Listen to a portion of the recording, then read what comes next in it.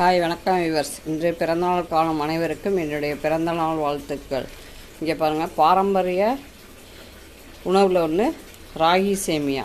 ராகி சேமியா உப்புமா எப்படி செய்கிறேன்னு பாருங்கள். நான் ஒரு பாக்கெட் எடுத்துக்கிட்டேன். இப்போ வானொலியை வச்சுட்டு ஒரு காஞ்ச மிளகா,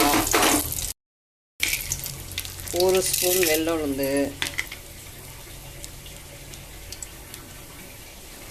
கடுகு, ஜீரகம், ஒரு வெங்காயம், ஒரு தக்காளி, வெங்காயத்தை போட்டு வதக்கிக்கணும்.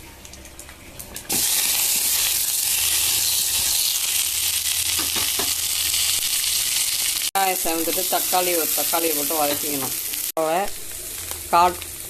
டம்ளர் தண்ணி ஊற்றி பெசரி இட்லி பானில் வேக வச்சு போடுவாங்க. நான் இட்லி பானில் வேக வைக்காமே நான் செய்வேன். தக்காளி வதங்கிட்டு இப்போ ஒரு டம்ளர் தண்ணி ஊற்றிக்கணும். ரொம்பலாம் ஊற்றக்கூடாது, கொஞ்சம் உப்பு போட்டுக்கணும். இதே இட்லி பானில் வேக வச்சு இனிப்பு, சர்க்கரை, தேங்காய்லாம் போட்டு செஞ்சுக்கலாம். இப்போ தண்ணி கொதிச்சுட்டு அடுப்பை சிம்மில் வச்சுட்டு இந்த ராகி சேமியா கொண்டு கிண்டணும்.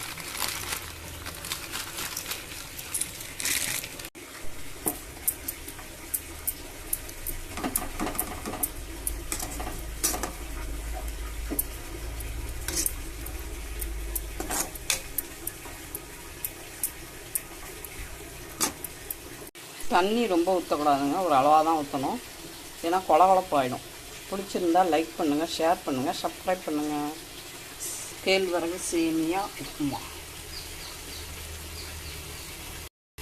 இங்கே பாருங்கள், பொலன்னு ராகி சேமியா உப்புமா. நாட்டு சர்க்கரை வச்சுக்கலாம், தேங்காய் சட்னி வச்சுக்கலாம், சாம்பார் வச்சுக்கலாம்.